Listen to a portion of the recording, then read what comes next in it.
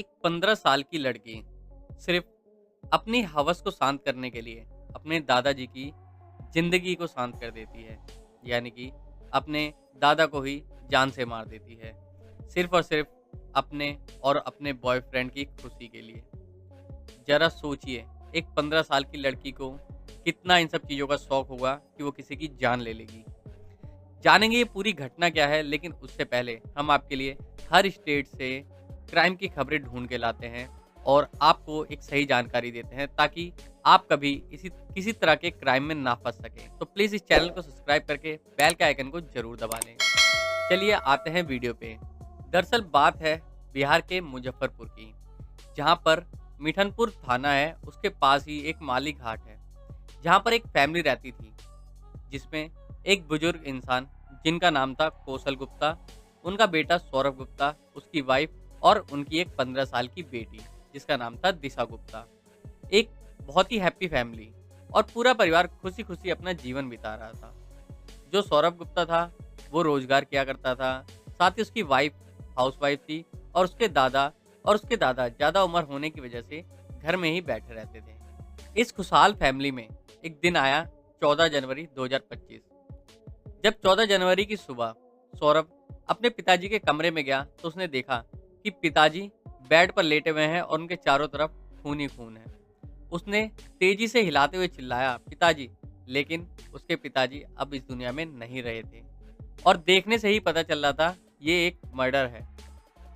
इसके बाद जब सौरभ गुप्ता तेज से चिल्लाया तो उसके वाइफ और जो उसकी बच्ची थी 15 साल की, वो भी भागते हुए उस कमरे में आए और उन दोनों ने भी जब ये नज़ारा देखा तो दोनों चिल्लाने लगे।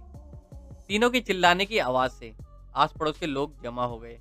वो समझ गए कि इनके घर में कुछ अनहोनी हुई है। जैसे ही आस पड़ोस के लोग घर में आए, वो लोग भी पूरी तरह से हैरान रह गए। जो कौशल गुप्ता थे, उनकी किसी से आज तक दुश्मनी थी ही नहीं। वो बिल्कुल सीधे साधे अपने काम से मतलब रखने वाले व्यक्ति थे। अब जब इतना बड़ा कांड हुआ था तो पुलिस का आना तो तय था। अब पुलिस को फ़ोन होता है, पुलिस मौका वारदात पे पहुंचती है और बॉडी को कागजी कार्रवाई करने के बाद हिरासत में लेती है और बॉडी को पोस्टमार्टम के लिए भेज देती है। उसके बाद घर वालों से थोड़ी पूछताछ की जाती है, क्योंकि पहला शक जो पुलिस वालों को था वो घर वालों पर ही जा रहा था। जब सौरभ गुप्ता से पूछा जाता है कि तुम्हारे पिताजी की किसी से दुश्मनी या फिर कोई अनबन तो नहीं है, सौरभ गुप्ता साफ मना कर देता है। उसकी वाइफ भी सेम जवाब देती है कि जो पिताजी हैं वो बहुत ही ज़्यादा सीधे थे, उनको किसी से कोई मतलब नहीं था, ज़्यादा किसी से बातचीत तक नहीं करते थे। साथ ही वो 15 साल की बेटी दिशा गुप्ता भी यही जवाब देती है। सबके जवाब सुनने के बाद पुलिस वाले खुद हैरान हो जाते हैं कि आखिर ये मर्डर किया तो किया किसने और एक बुजुर्ग का मर्डर करके किसी को क्या मिल सकता है। पुलिस वालों का शक अभी भी कहीं ना कहीं फैमिली पे ही था।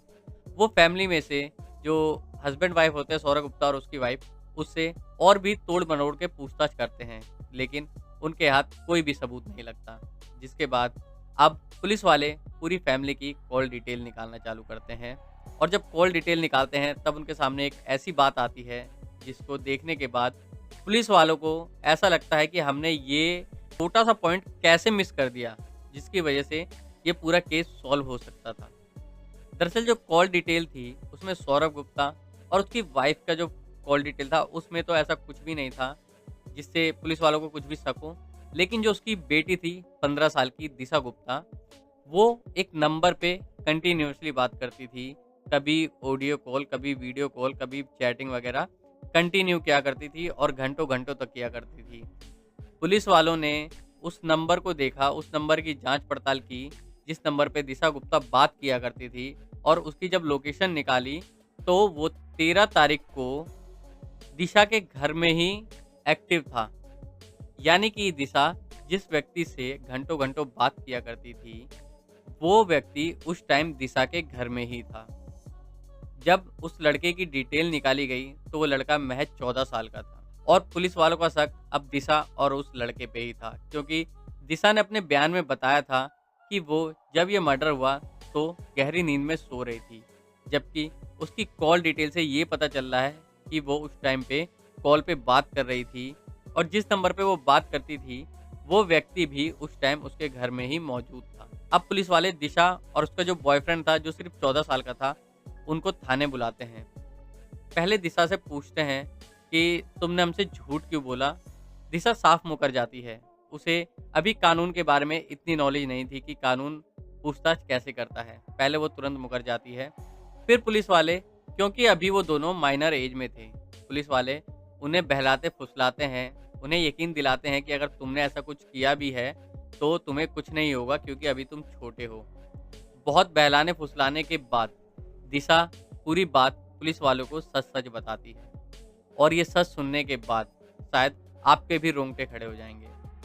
दिशा बताती है कि वह स्कूल में पढ़ा करती थी, जहाँ पर उसकी उस लड़के से बातचीत हुई जो कि महज़ 14 साल का था और दोनों ने नंबर एक्सचेंज किया, जिसके बाद दोनों ने कॉल पे बात करना चालू किया, वीडियो कॉल पे बात करना चालू किया, चैटिंग पे बात करना चालू किया और कुछ टाइम बाद उन दोनों ने एक फ़ैसला लिया कि हम दोनों क्यों ना रिलेशनशिप में आ जाएँ।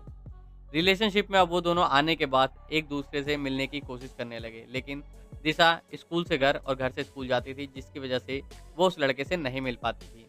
फिर दिशा ने एक प्लान बनाया कि मैं ट्यूशन के बहाने तुमसे मिलने आया करूँगी और फिर चालू हुआ ये हवस का खेल।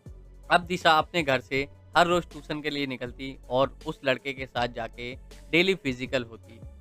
लेकिन इन सब के बीच में उसके दादा कहीं न कहीं अड़चन बन रहे थे, क्योंकि दिशा जब भी अपने घर से निकलती क्योंकि दिशा जब भी घर से निकलती, वो हमेशा या तो वन पीस या फिर ऐसे ड्रेस पहन के निकलती, जो कि उसके दादाजी को पसंद नहीं आता और उसके दादाजी उसे डेली डाँटते, डेली टोकते। हालाँकि जो दिशा की मम्मी थी, वो भी दिशा का ही साथ देती। वो यही कहती कि अभी बच्चे हैं, अभी इनको क्या ही फ़र्क पड़ रहा है, कुछ भी पहने। लेकिन उसके दादाजी हमेशा इस बात पे ऑब्जेक्शन उठाते थे, जिससे दिशा बहुत ज़्यादा परेशान हो गई थी।